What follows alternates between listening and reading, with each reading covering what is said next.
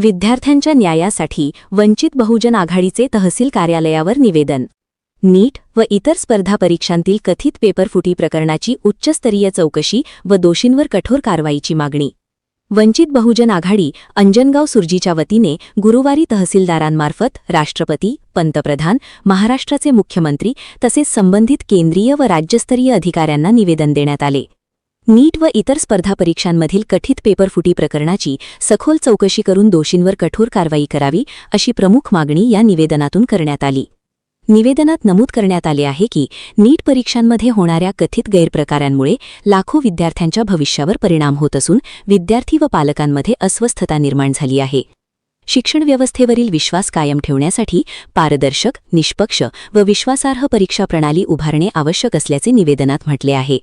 निवेदनातील प्रमुख मागण्या: नीट व इतर स्पर्धा परीक्षांतील कथित पेपरफुटीची उच्चस्तरीय निष्पक्ष चौकशी करावी. दोषींवर कठोर कायदेशीर कारवाई करून विद्यार्थ्यांना न्याय द्यावा. परीक्षा प्रक्रिया अधिक पारदर्शक व सुरक्षित करण्यासाठी आधुनिक तंत्रज्ञानाचा वापर करावा. विद्यार्थ्यांचे हित, सुरक्षित भविष्य व गुणवत्तापूर्ण शिक्षणाची हमी द्यावी. आंदोलनादरम्यान विद्यार्थ्यांवर झालेल्या कथित लाठीमार प्रकरणाची चौकशी करून जबाबदारांवर कारवाई करावी. विद्यार्थ्यांची सकारात्मक संवाद साधून त्यांच्या न्याय मागण्यांवर तातडीने निर्णय घ्यावा. निवेदन देतेवेळी संघरतन सरदार, प्रेमानंद इंगळे, रोशन लबडे, रत्नदीप लबडे, रत्नदीप रायबोले, विलास इंगळे, संतोष इंगळे, महेंद्र वानखडे, मंगेश खंडारे, रवींद्र वानखडे, धर्मराज वानखडे, शिवकिरण वानखडे, प्रवीण वानखडे, बाबाराव खोब्रागेरे, निलेश वानखडे, सुनील डोगरदिवे, विजय वानखडे, शुभम बाळापुरे, पवन रायबोले सह वंचित बहुजन आघाडीच्या पदाधिकारी व कार्यकर्त्यांनी विद्यार्थ्यांच्या न्यायासाठी शासनाने तातडीने सकारात्मक भूमिका घ्यावी अशी मागणी करण्यात आली आहे. बहुजन इंडिया न्यूज टुडेसाठी अमरावती जिल्हा प्रतिनिधी मनोज मेळे. दिल्ली येथील जंतर मंतरवर जे विद्यार्थी आंदोलन करतात त्या आंदोलनाच्या अनुषंगाने आणि सोम वांचूक आणि दिपके यांच्या समाधानार्थ या ठिकाणी वंचित बहुजन आघाडीचे कार्यकर्ते जमा झालेले आहेत. त्यांच्याकडून जाणून घेऊया. माझ्यासोबत आहेत बाबरावजी खोब्रागडे. या ठिकाणी आपण जे काही निवेदन दिलं, काय कशा संदर्भात दिलं आहे? जे सोनम वांगचुक जे शास्त्रज्ञ जे उपोषणासाठी बसलेले होते, शांततेच्या मार्गाने त्यांचं उपोषण सुरू होतं की बाबा जे आपल्या देशामध्ये जो अन्याय विद्यार्थ्यावर झालेला आहे, जे शासन अन्याय करत आहे आणि ते अन्याय विरुद्ध ते लढण्याचा प्रयत्न केलेला आहे, पण त्यांना जबरदस्तीनं दिल्ली पोलिसांनी उचलून नेलं आणि त्यानंतर जे विद्यार्थ्यांना जे लॉंग मार्च तिथं आलेला आहे त्यांनाही मारहाण केली, दडपशाही केली. त्यामुळं आम्ही ते निवेदन देण्याकरिता इथं तहसीलदारांना अंजनगाव सुरजी तहसीलमध्ये आलेलो आहोत. आम्ही शांततेनेच ठरल्यानुसार तहसीलदारांना आम्ही निवेदन दिलेलं आहे. आमचं म्हणणं काहीच नाही. जो विद्यार्थ्यांवर जो अमानुष लाठीचार्ज झालेला आहे तो अतिशय निर्दयी लाठीचार्ज आहे. याच्या विरोधात ते जेवढाही व्हिडिओची पडताळणी करून जेवढेही ते पोलीस कर्मचारी अधिकारी आहेत, जे काही व्यवस्था आहे तिथली, त्या सर्वांना कायदेशीर त्यांच्यावर कार्यवाही करण्यात यावी. त्याचबरोबर जो या देशाचा शिक्षण मंत्री आहे धर्मेंद्र प्रधान, त्याचा राजीनामा घ्यावा. आपल्या नैतिक जबाबदाऱ्या समजून तरी त्यांनी राजीनामा द्यावा. याच्यासाठी आम्ही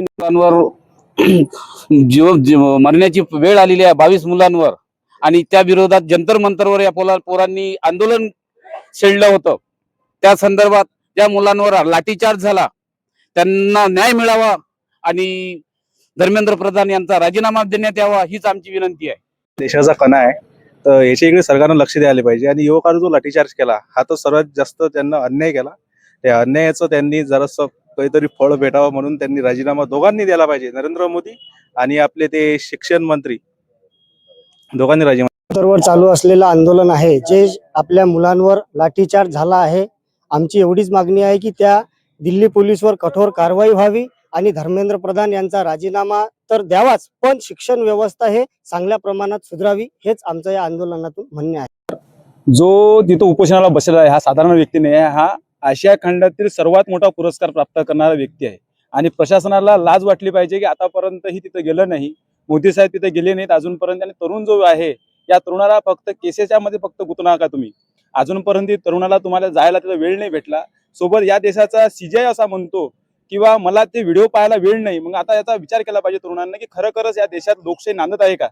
जो बाबासाहेबांना जो भारत पाहिला होता, जो भगतसिंगनं भारत पाहिला होता, जो इथल्या महापुरुषांना भारत पाहिला, तो भारतात आपण राहत आहोत की आतापर्यंत हुकुमशाही इथं नांदली आहे. आणि या हुकुमशाहीचा हा विरोध आहे आणि हा विरोध माझ्या तरुणांकडून, या गावातल्या तरुणांकडून आणि देशातल्या तरुणांकडून होत आहे.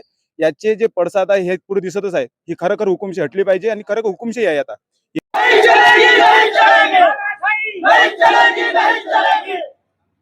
धर्मेंद्र प्रधान